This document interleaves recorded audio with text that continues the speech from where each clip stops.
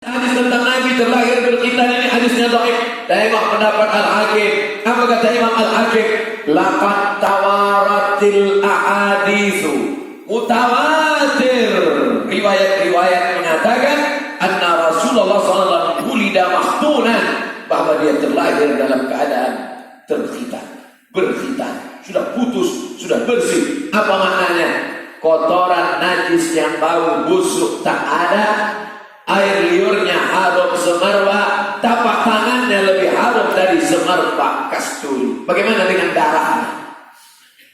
Darah kita pecah jerawat, cium bau mayat. Datanglah Abdullah.